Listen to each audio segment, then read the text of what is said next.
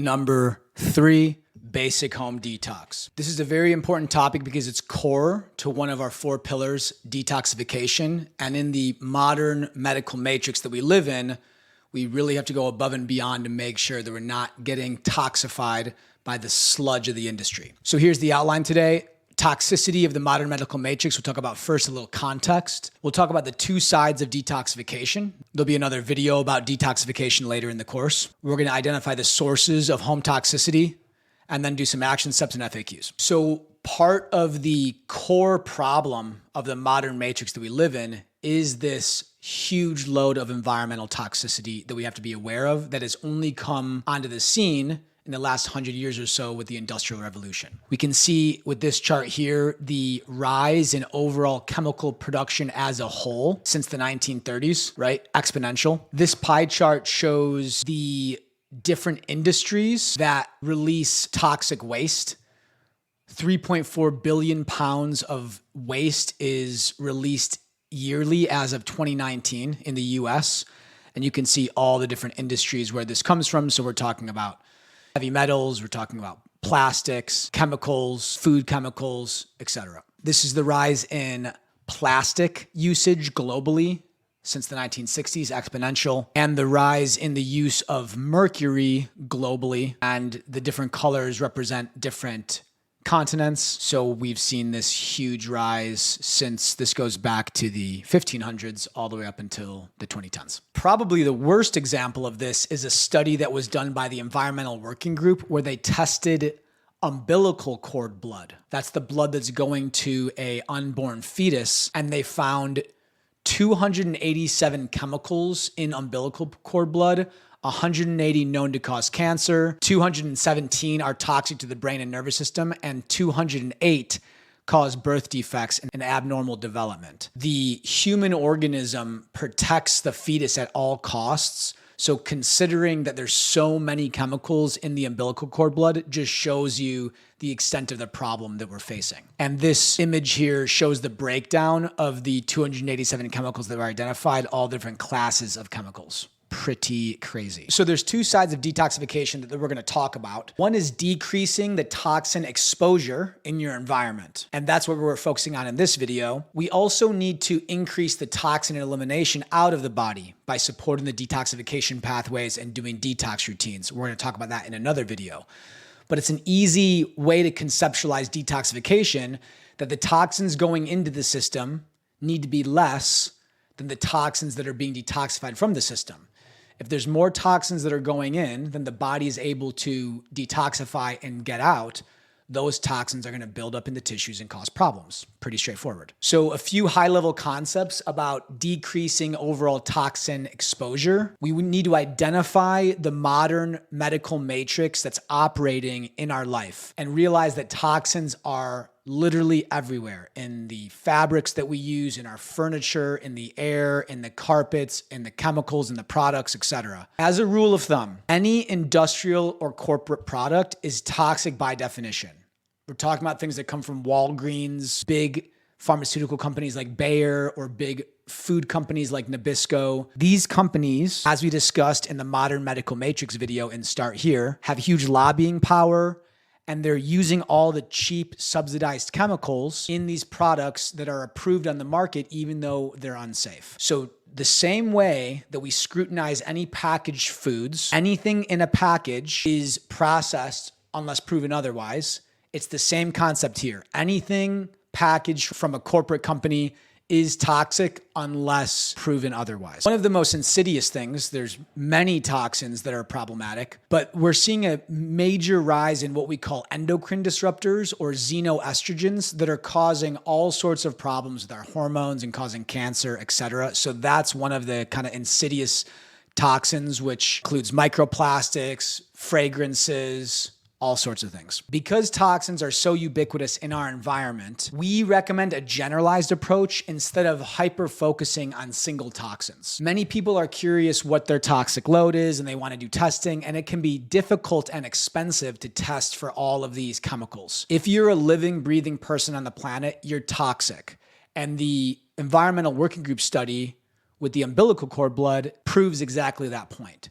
So instead of worrying exactly what toxins you have in your system. Take a general approach, decrease the toxic load in every area that you can, and then we'll get into how to detoxify from the toxins that we've already been exposed to. So we're gonna talk about 8 different sources of home toxicity here that we wanna be aware of. First is the kitchen. We've already touched on this in the nutrition plan video, but just to reiterate, whatever touches your food obviously can leach chemicals that you can absorb when you eat the food.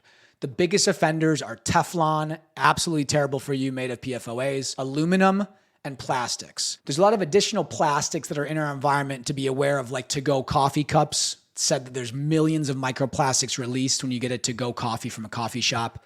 Receipts, huge culprit, tons of BPA that you can absorb by just touching the receipt from a cash register. So don't touch those. Tea bags, huge source of microplastics, especially since you're pouring hot or boiling water over it. Make sure that the tea bags that you use are not made of plastic. Best substitutes, magnetic stainless steel. You can test your stainless steel pans with a magnet. If it's magnetic, that means that there's low nickel. That's what you want. Using glass or Pyrex and using ceramic. I have a ceramic pan that I really like. Body care. Anything on your skin is absorbed rapidly into your bloodstream. So as a rule of thumb, the products that you put on your skin should almost be clean enough where you could actually eat them. Biggest offenders, aluminum deodorant. Again, aluminum is neurotoxic. Very, very bad for you. Anything that's antiperspirant usually is made with aluminum. Cologne and perfume, super toxic, filled with artificial fragrances that are xenoestrogens that cause hormonal imbalances, chemical-laden lotions, cosmetic products like hairspray and mascara. Nail polish, makeup, any of that stuff needs to be highly scrutinized. I mean, think about what a nail salon smells like. That's what you're putting on your body. No good. Best substitutes, anything natural. Tallow, coconut oil, essential oils, shea butter, goat milk soap, pure cast iron soap, example, Dr. Bronner's. This is the clean stuff. You can also find clean makeup companies and things like that. We'll put those in the health resource master list. A good way to identify whether or not the products that you're using are safe, because some ingredients may sound bad, but they may not be. Most are, but if you're not sure, you can use the Environmental Working Group's Skin Deep database, and you could look up certain products, and you can also look up the ingredients in your products to identify what's toxic. Cleaning products.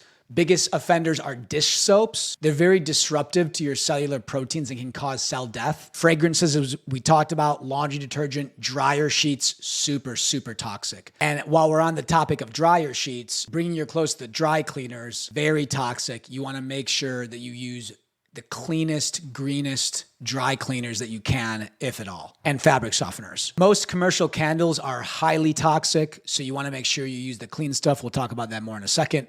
Again, best substitutes, cast iron soap, vinegar, baking soda, essential oil like lemon. Lemon's a miracle when it comes to cleaning, just even a little lemon essential oil and water. Thieves is very good for fighting mold. You can buy a lot of Thieves cleaning products online. There's many good companies that make clean stuff, and you can find many DIY recipes for cleaning products online. Tech, this is a big one and an often overlooked one. We have a lot of products that we'd recommend for mitigating EMF exposure. Those will be in the health resource master list. The big thing with tech is you want to implement good hygienic practices with technology.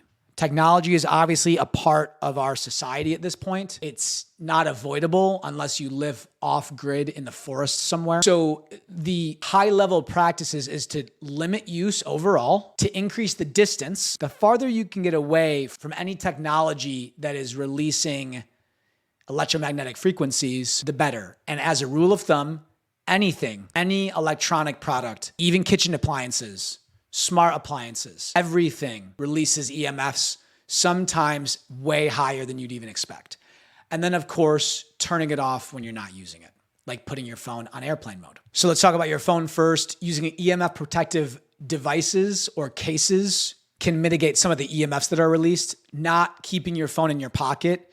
If you do keep your phone in your pocket, whatever side the EMF case is protecting against, you put that side against your body, obviously. The same if you put it in your purse. Put the protective side closest to you. Putting your phone on airplane mode when it's not in use, and especially at night. A lot of people charge their phone next to their head while it's on at night. Having it plugged into the wall is increasing EMFs, and it should never be that close to your head for that long of a time period. That's going to disrupt your sleep.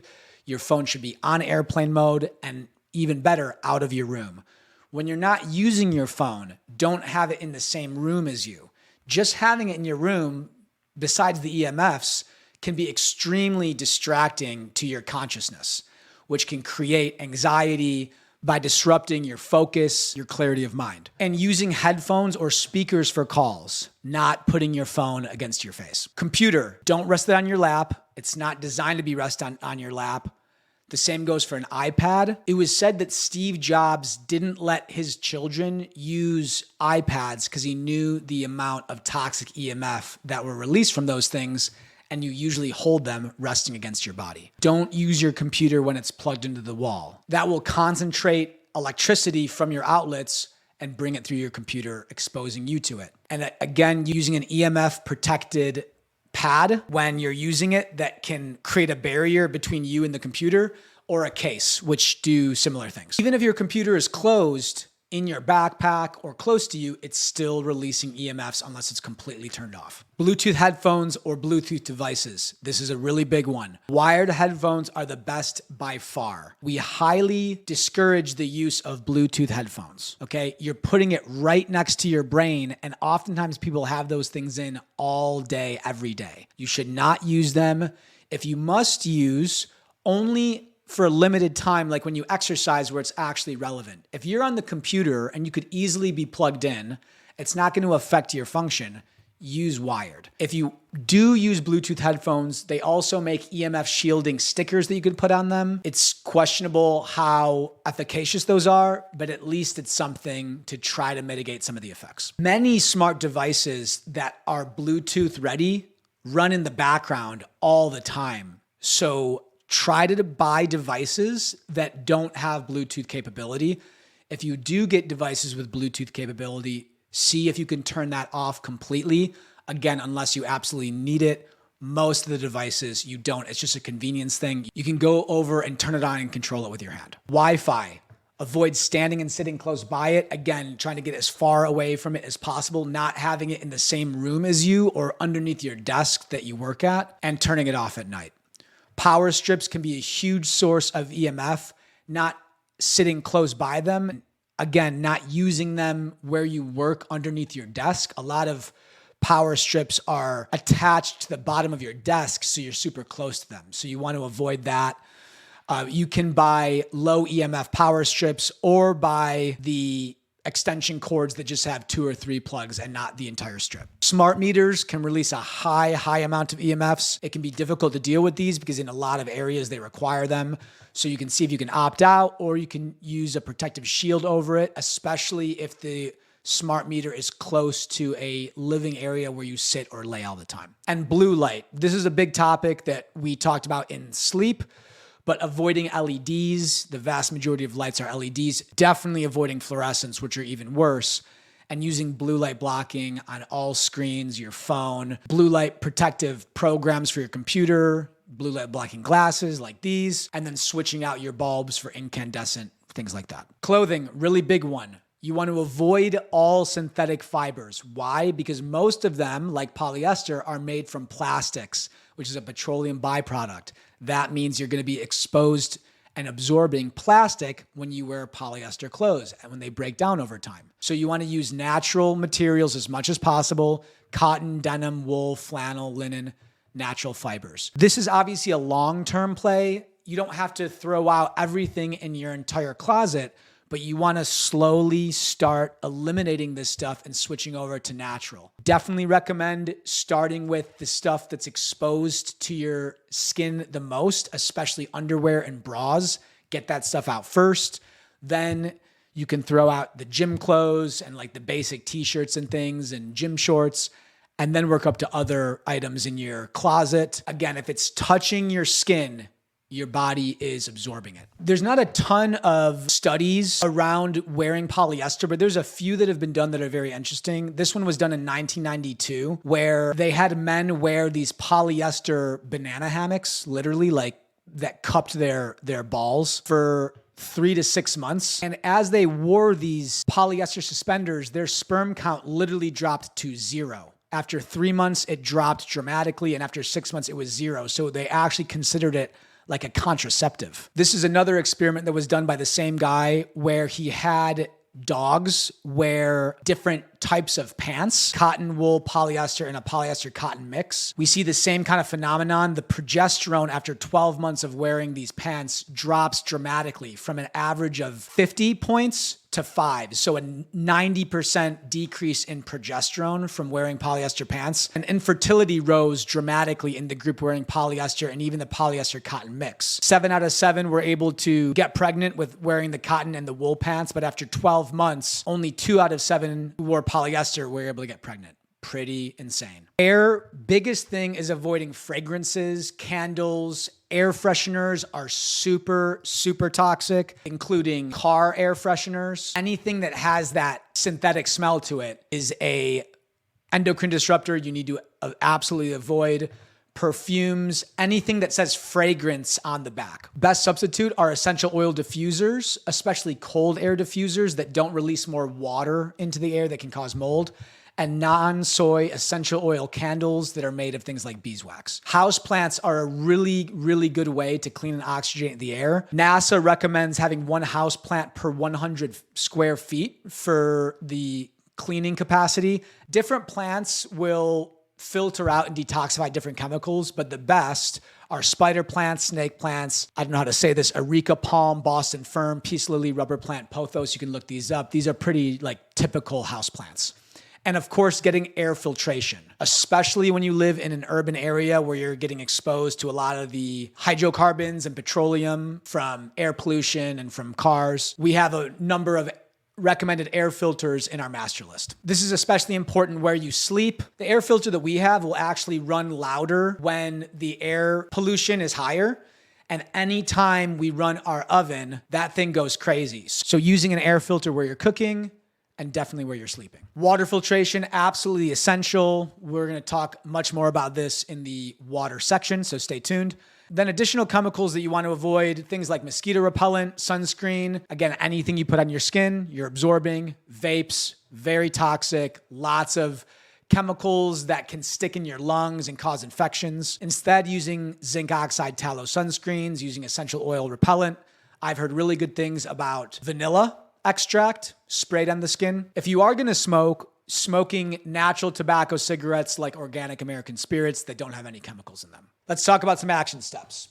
You want to first start off by doing a home detox where you start with the easiest toxins that have the biggest impact first, especially what you put in your skin and what you put in your mouth. So your body care products, cleaning products, and then making sure that your kitchen equipment is non-toxic because your food is touching that. Next, you want to begin switching out your clothing to 100% natural fabrics. Start by throwing out any synthetics that you don't need, old clothes that you could really get rid of, and most importantly, anything touching sensitive areas like genitals and breasts. Next, you want to adopt good hygienic practices with technology. Just doing the basics of turning your phone off, not having it close to you, turning Bluetooth off, keeping it in another room when not in use. That's the easiest thing first, and then working up towards more complex buying devices and things like that.